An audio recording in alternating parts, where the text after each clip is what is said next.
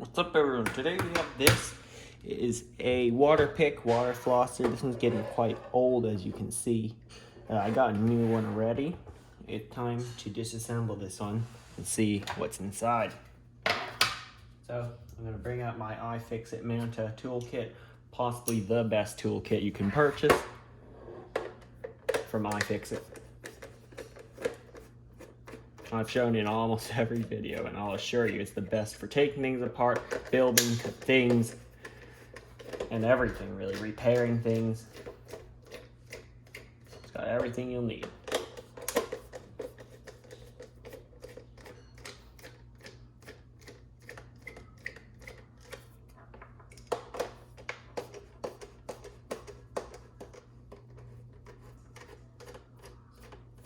Anyway, our objective here is to get to the pump, which is apparently very dirty, so go check it out. Don't know if I can tell, lots of rubber mounts to decrease the amount of rattling and shaking from the motor. After all, this is essentially a big motor that pumps water, except to clean your teeth. We're going to remove the routing for the... Yeah, there's something. We got some out. It looks like some kind of diaphragm. Some water came out as well. This is the nozzle that you use to clean your teeth, like thing that goes into your mouth. Some kind of diaphragm came out. I'm not sure what it's made of. As you can see right there, that's going in our little parts bin, and so are all the screws. I'm gonna pull out all the screws and stick them in the parts bin.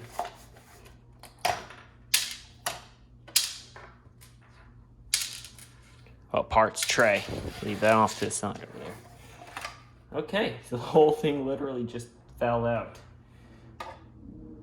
Okay, well, we're still gonna, right, the tank is removable. And before we get to the motor and stuff like that, let me just quickly remove the lid. There's a way to remove it, 2 screws.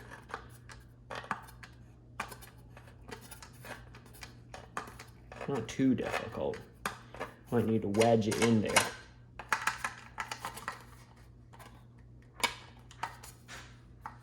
Hold on. Okay, that's better.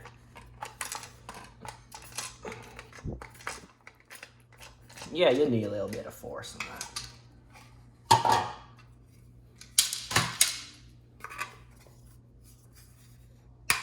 And yeah, it is possible to remove the lid completely. Next, there's one last screw inside here that holds the holder of the, kind of like the toothbrush thing. Yeah, so that falls off. Good. The little rubber gasket in there. You can remove that. That is what creates a good seal between the tank, the body, and the pump. There's one screw down there. I don't know if, yeah, my screwdriver can reach it, which is good. This will remove the shell kind of thing. Not exactly sure what it's called. And here we have the motor, which actually I can turn it on to show it to you in action.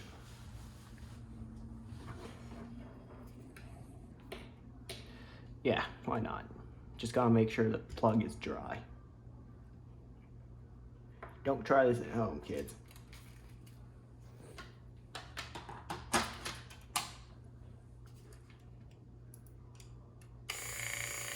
There it is.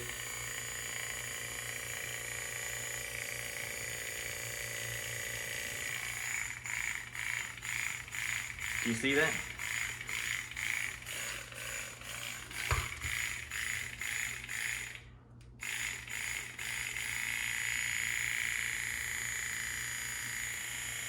If I do that,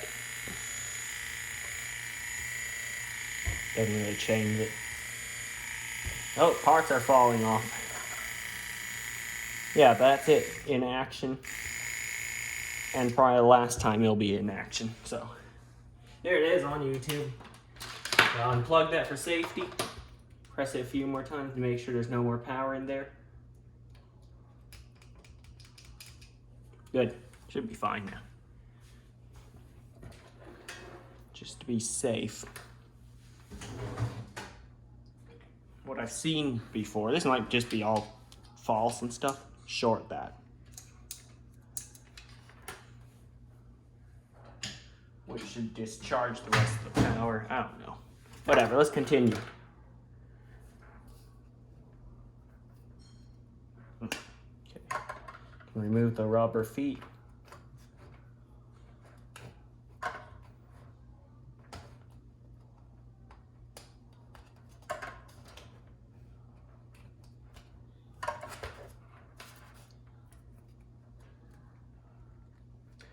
And the whole assembly should just come out when you pull up on it, because after all, it is held in just by rubber feet. And these will come off as well. This is a bit loose. I just gotta pull this dial off, which I will in a minute. As you can see, these are the rubber mounts to decrease the amount of vibration from the motor. So there it is, bottom shell. Out. And now, removing this should be a matter of, giving it a good enough pull. There is some form of lubrication on there to keep it running smoothly. And the fake chrome buttons. There's the power button, made of fake chrome.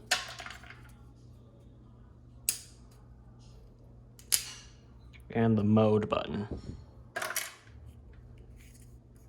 And some lights, LEDs. So now we're down to, well, there's a little rubber cover that is over the buttons to protect it from water getting in there. But that, of course, is not necessary now because, it's being taken apart.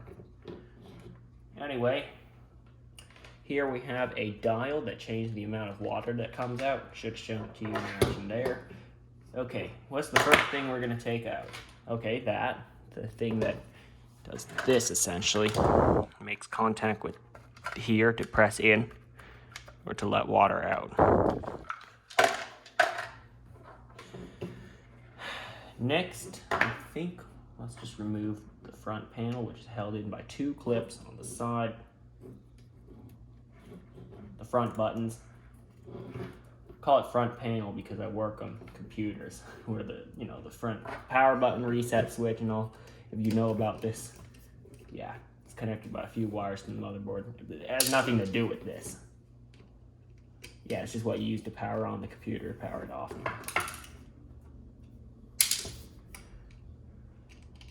That's the best I can describe it as. Okay, here's that little dial. It really is just controlling how much water goes in and out. There's a little rubber gasket so that no water comes out. And in there as well. Cool. Again, some lubrication to keep it running smoothly. Okay, that is the dial. Now let's remove this top part. The nozzle that pulls in the water. So the pump seems to run at a constant speed.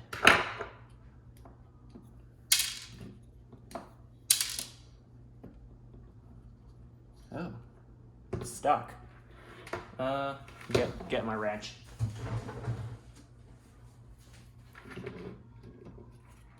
Or pliers. Okay, now it comes out. Looks like a bottleneck of some sort. That allows water in. Oh, and a spring. Something with a rubber washer on top of it. It's kind of gross. See if we can remove it. I don't know, you guys can see it, yeah. Yeah, you can. And there's a spring and something at the really bottom, okay? A little plastic or rubber piece.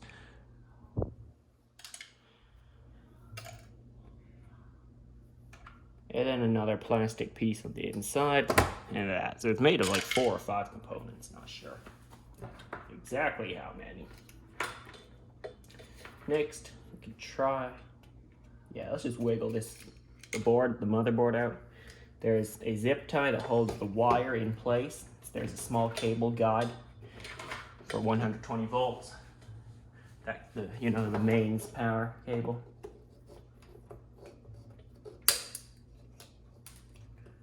Okay, that is out now. Now just 2 cables that hold the motor on. Those have been cut off.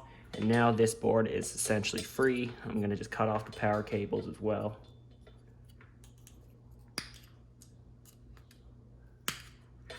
Yeah, we don't need that.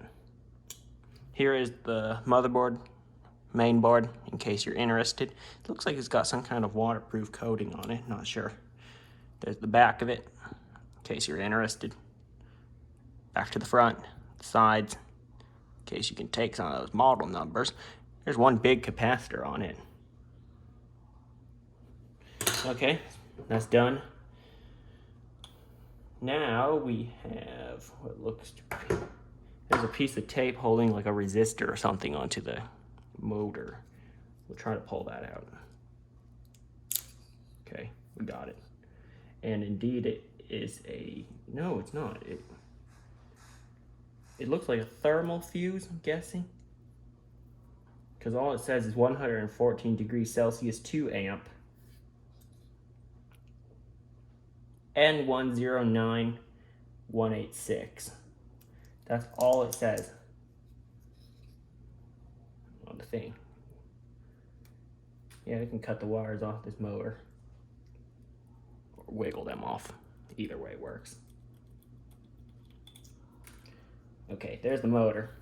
I think we can power with a 9-volt battery. Hold on.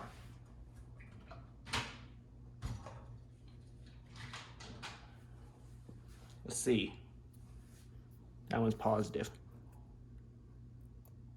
Oh, not wide enough. Let's see if I can make some work.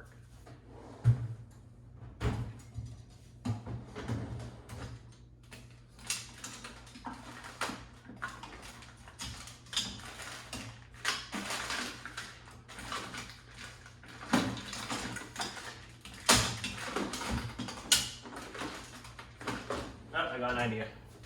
We're going to use one of the wires just to bridge the connection.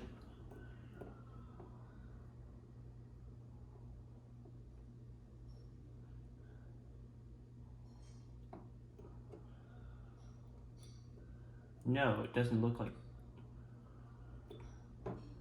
Yeah, it doesn't look like it can be powered on. Oh, wow. Okay, no, it can't be powered by 9 volts. I just read the side of the motor. It says 120 volts DC. Okay, that's a lot of power. Never mind. Put my 9 volt back. I'll need a lot of 9 volts. At least 10 of them. Maybe even 11.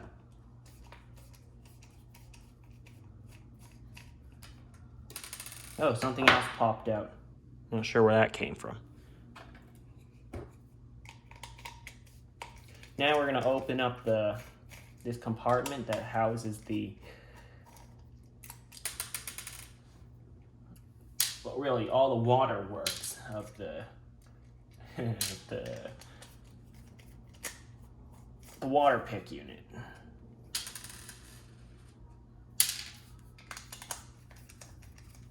Two screws left, and the whole thing should just fall apart, as I can feel it breaking up already.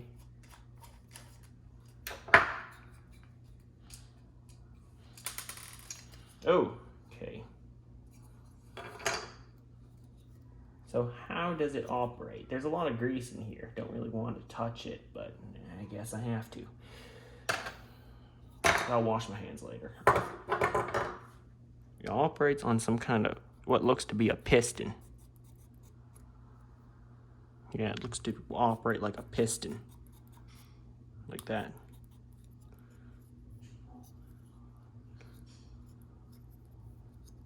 So if I cover up those. Yeah, it looks to use a piston to create pressure. Just like an engine. Okay, that's out. Here is the frame of the motor and everything assembly. Next, we're just gonna do the last part, which is removing the motor. Last thing that can be removed, which needs a smaller screwdriver. So can't use that one. Then we'll switch to a smaller one. The PH1 should do the trick. Phillips head type 1.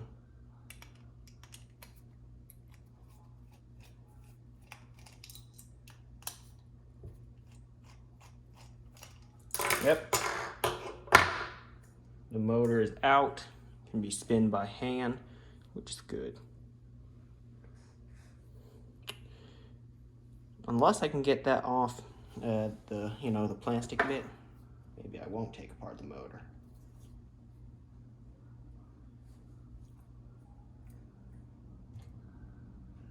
Yeah, it doesn't look like I can.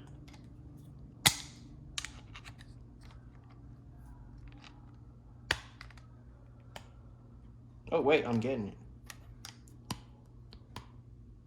Okay, yeah, the plastic bit does come off.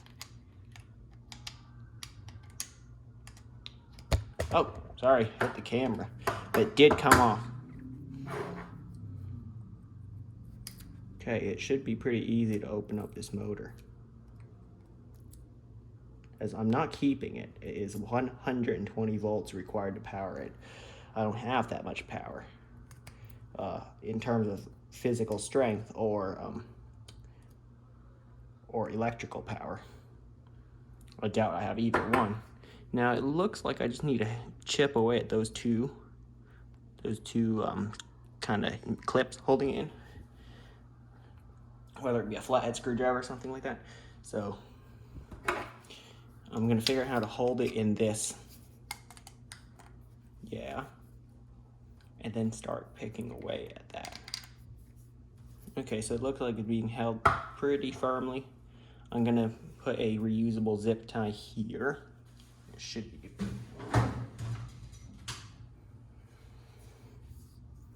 I'm gonna use it like a vise too.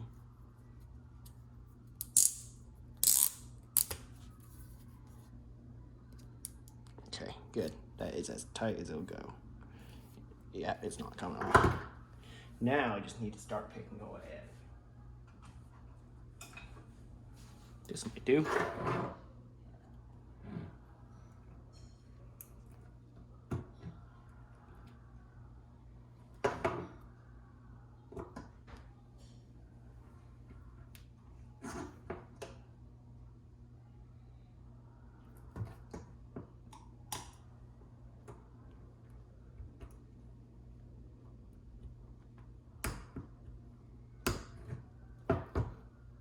This is actually pretty weak, to be honest. The metal's bending. Right.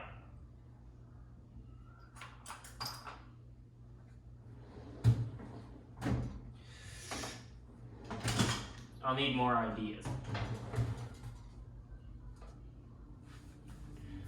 Maybe I could make use of that.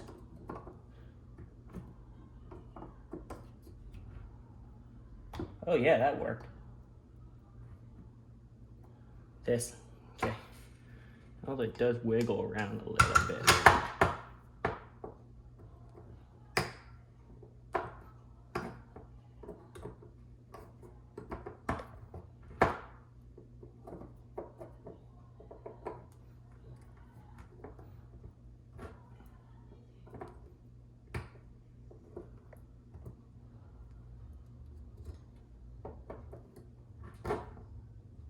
Good.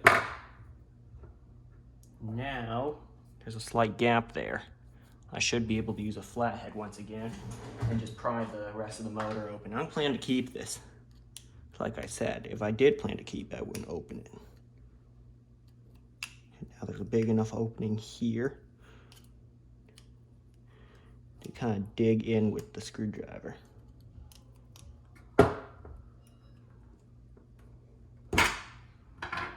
Possibly my even bigger. Yep, got it.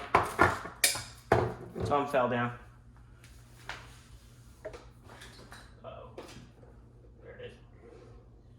The screw fell down and something else fell down. I don't know where it went. If I find it, I'll tell you. Okay. Okay. The motor is open.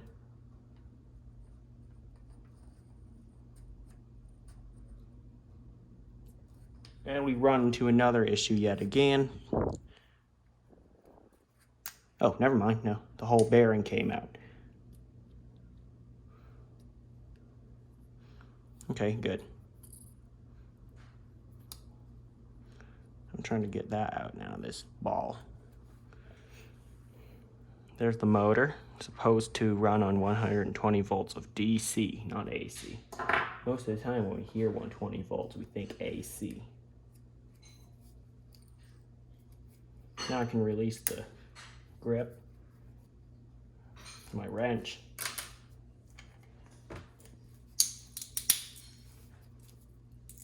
Well, we just cracked the magnets. Means we can get them out now.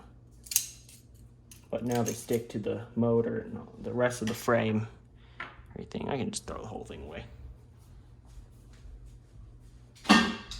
Okay, I got rid of the motor shell. Here's the motor itself.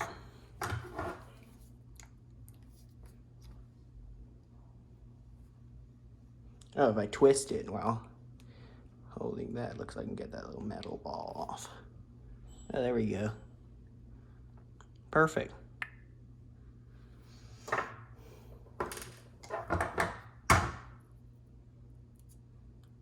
We should be able to disassemble most of this.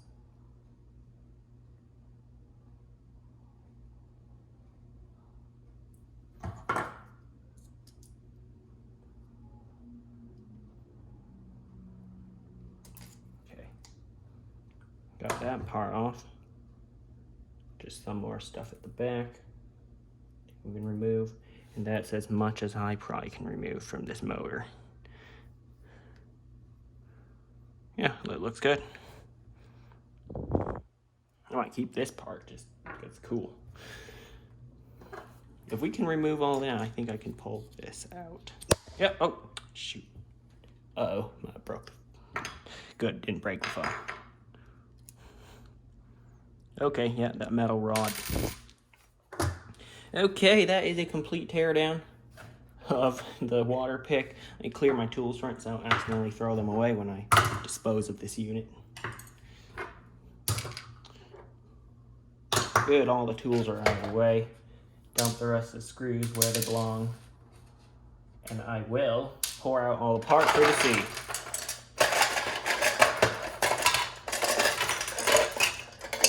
So yeah, quite a few parts. I thought it'd be a simpler machine. Don't forget the motherboard. But yeah.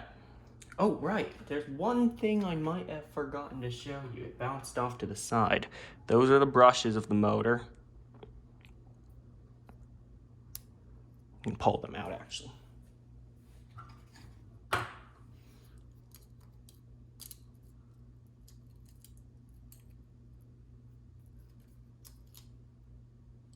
One of the brushes. I think it's graphite or something. I'm not sure.